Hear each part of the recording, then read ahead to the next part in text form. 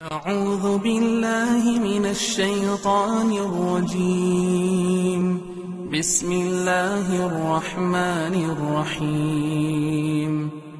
الحمد لله الذي خلق السماوات والأرض والإنسان والجان وأنطق لسان الإنسان بأنواع الفصاحة والبيان ونور قلوب أهل التوحيد والإيمان بأنوار الإسلام والإيقان وأرسل رسوله بالهدى ودين الحق ومواعظ آيات القرآن كما قال الله تبارك وتعالى: الرحمن علم القرآن خلق الإنسان علمه البيان وفضله على سائر الحيوان وأشهد أن لا إله إلا الله وحده لا شريك له غافر الذنوب والعصيان وأشهد أن محمدًا عبده ورسوله بالحجة والبرهان صلى الله عليه وعلى آله وأصحابه أجمعين.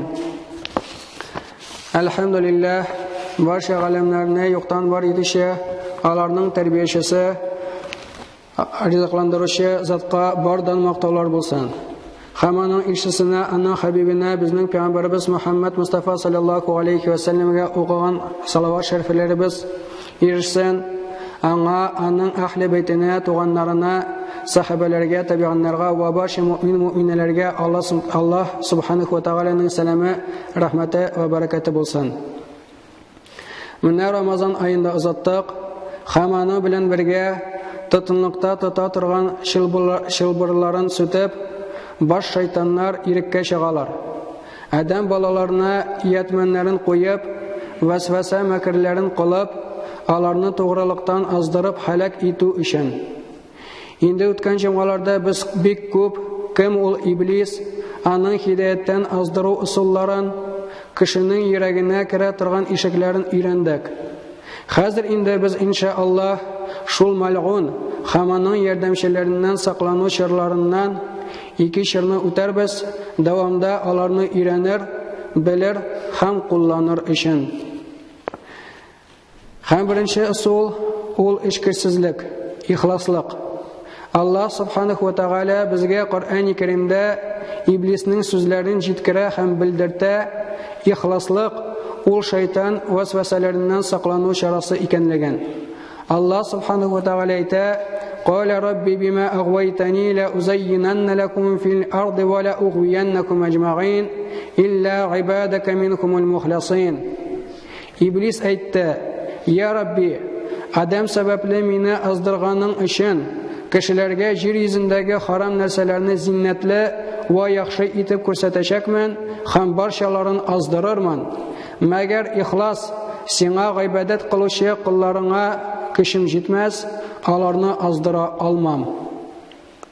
Аллаһның саф күңелле куллар арасына кем керәсең? Кем алар? Үз кылган изге гамәлләре өчен башкалардан түләү дә, шөкранә сүзләрендә өмет итмиләр. Аларның изгелекләре Аллаһ ризалыгы өчен, аңа мөхәббәт тотулары сәбәпле генә эшләнә. Пәйгамбәрбез Мустафа саллаллаху алейхи ва саллям әйтте: "Чынлыкта бөек Аллаһ фақат аның ризалыгы өчен генә кылынган гамәлләрне кабул итә." Асылларның икенчесе ул намаз. Аллаһ Субханаху ва Тағала әйтә: "Иннас-салата танха ганил фахшаи вал мункар." Тахқиқ, намаз фахиш эштән дә, ярамаган эшләрдән укучыны тыя. Ләкин әгәр дә намаздан соң синең йөрәгеңдә бер нәрсә дә үзгәрмәде, тақвалык үсмәде, димәк синең йөрәгеңдә шир бар. Намаз өч төрле була. Беренчесе тақвалык намазы. Ул намазга басканда Аллаһ ризалыгы өчен басалар. Укыган намазлары өчен әҗир савап алуны өмет итәләр. Тәртип шартларны үтәп, намаздагы укылган Коръән аятләрне, зикрләрне ашыкмыйча, хәрефне хәрефкә китереп, мәгънәләреннән уйланып, намаз вакытында нинди бөек зат белән илемтәдә икәнлеген аңлап, елый алмаганнары йөзләрен кайгылы итәләр. Гәүдәләрендә тәкәбберлек түгел, бәлки түбәнчелек хәлендә. Кул үз хуҗасы алдында торган мисалында башларын иеп укучыларның һичшиксез гыйбадәтләре кабул ителә, гөнаһлар юыла, Алар Аллаһ ризалыгына ирешеп, әҗир савапларын тулы рәвештә алучы, котылучы төркем. Шундый намаз файдалы намаз. Икенчесе, өстеңнән бурычны төшерү намазы. Ул кайчан адәм баласы намазга басып, алда әйтеп кителгәннәрдән икесеннән кала, башкаларны калдыра. Ул да Аллаһ ризалыгы өчен уку, һәм икенчесе дөрес тәҗвид һәм фикъ кагыйдәләренә туры китереп уку. Мондый намаз кешедән намаз уку бурычын төшерә, ләкин башка нәрсәләрне алуга җитми. Ишенчесе гөнаһлы намаз. Монда кеше башкалар күрсен өчен генә намазга баса. Аның күңелендә Аллаһның бар булуда, аның берлегендә, намазның Аллаһыдан икәнлегендә шик-шөбһә бар. Намаз эчендә укылган аят зикрләрне дөрес итеп укырга кирәклеген белеп тә, аңа әһәмият бирми. Аларның мәгънәләреннән уйлану турында монда сүз дә юк. Намаз эчендә торганда, йөрәгендә булган шире гәүдәсенә тәэсир итә. Аның кыямендә дә, рукугында да, сәҗдәсендә дә, утырганда да, басып торганда да тынычлык юк.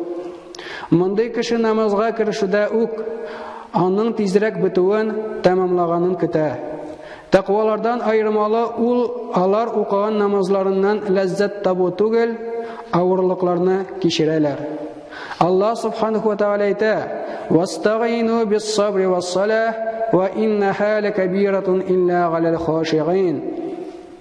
Авырлыкларны күтәрергә чыдамлы булып, ва намаз укып Аллаһудан ярдәм сорагыз. Намазларны вакытында үтәп бару, әлбәттә, авыр йөктер. Мәгәр авыр булмас, Аллаһудан курыккан һәм рәхмәтен өмет иткән тақва кешеләргә. Шулай Аллаһ Тәгалә әйтә: "Ва иза қому иля-ссалати қому кусала юраунан-нас ва ла язкуруналлаха илля қалила."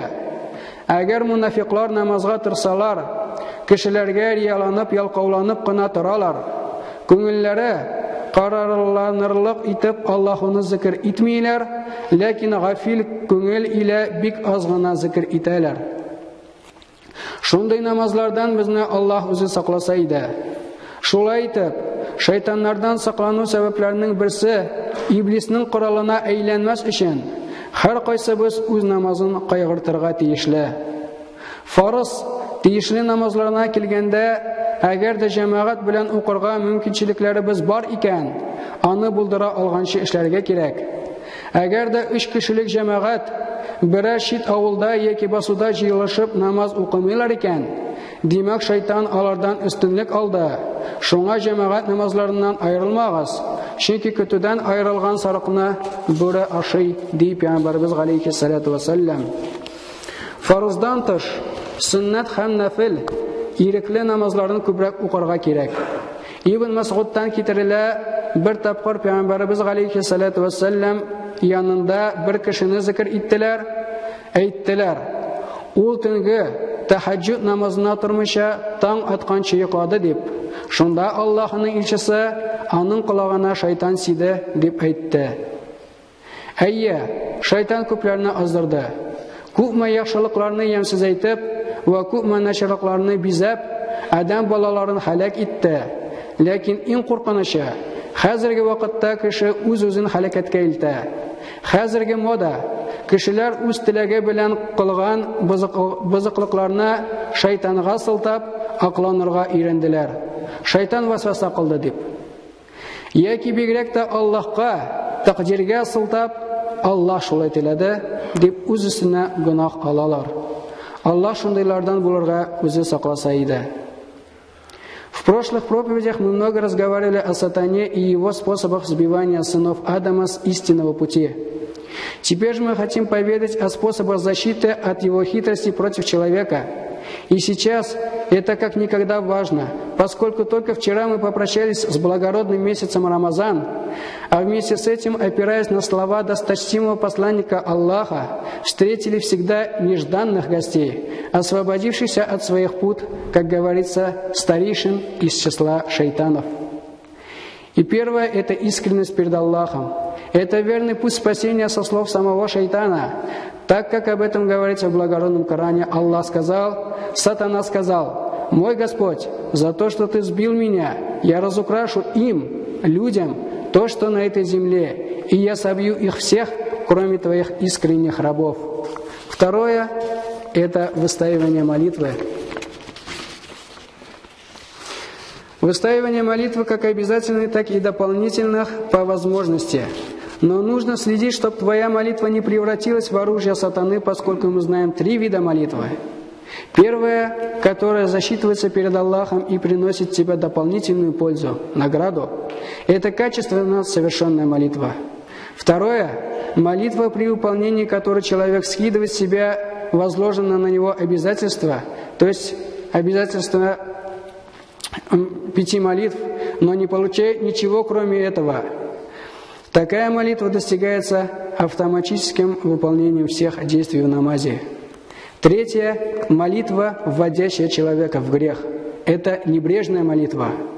И в заключение хотелось бы сказать, что сатана сбивает человека с истинного пути, но от него есть защита. Но нет защиты для человека от самого себя. И многие из числа тех же мусульман очень ловко научились оправдывать свои постоянные грехи, которые они даже не собираются оставлять. Словами: «Это сатана подтолкнул меня». Или же, что еще хуже, это предопределение, так захотел Аллах.